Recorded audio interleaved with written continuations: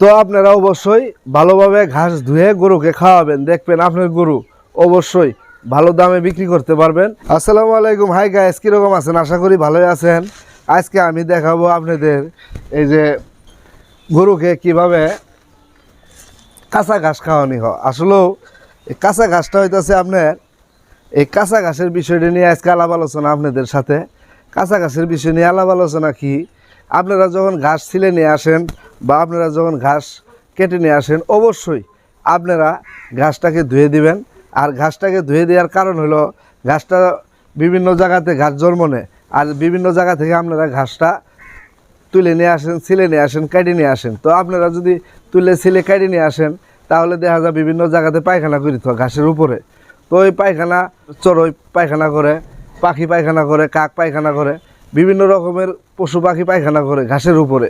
তো আপনারা ওই ঘাসটা নিয়ে যদি সরাসরি দেন তাহলে গরুর কিন্তু ফুড পয়জন হবো। অবশ্যই আপনারা সেই ঘাসটাকে ভালোভাবে ধুয়ে সেই ঘাসটাকে ভালোভাবে ধুয়ে গরুর সামনে দিবেন। আর ঘাসের সঙ্গে খালি ঘাস দিলে গরু একটু নরম পায়খানা করব।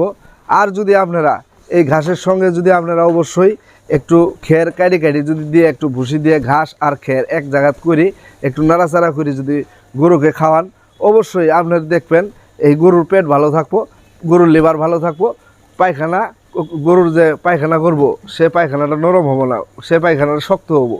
ঘাস আর খের যদি একসঙ্গে দিয়ে ভুসি দিয়ে মাইকে দেন সেই গরুর পায়খানা কোনো সময় নরম পায়খানা করব না।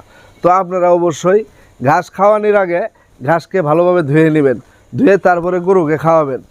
কারণ হলো গরু হলো অবুঝ। মানুষ যদি একটু ভাতের মধ্যে পাত্তর বাড়া একটু বালু বাড়া সে কিন্তু খায় না, গরু কিন্তু অবুঝ। ওই কারণেই গরু কিন্তু বলতে পারে না। এবং কি আপনার ওই 2 মাস 3 মাস 1 মাস পর পর ডাক্তার লাগবো না।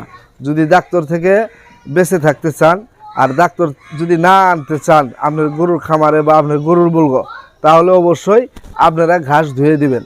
ঘাস ধুয়ে দিবেন সুন্দর করে, ঘাসটা ধুয়ে দিলে পরে আপনারা তো বললামই যে কী কী উপকার হয়। আর যদি ঘাস না ধুয়ে থন তাহলে দেখবেন গরুর পেটের মধ্যে ফাঁপা দিছে, পেট ফুলছে, কারণ হলো যে পচাপাচি পায়খানা কত কিছু ঘাসের সঙ্গে আইব। সুন্দর করে ভালোভাবে ঘাসগুলা ধুয়ে গরুকে দিবেন, অনেক সুন্দরভাবে গরু খাবো, মোটা তাজা হবো, গরু সুস্থ সবল থাকবো, আপনিও খুশি থাকবেন গরু ভালো থাকলে।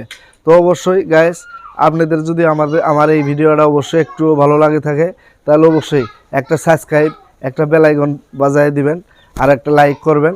আর ভিডিওটা পরামর্শ কীরকম হলো একটু বলবেন কমেন্টে। তো আপনারা সবাই ভালো থাকবেন, সুস্থ থাকবেন, আপনাদের জন্য দোয়া রইল। সালাম আলাইকুম।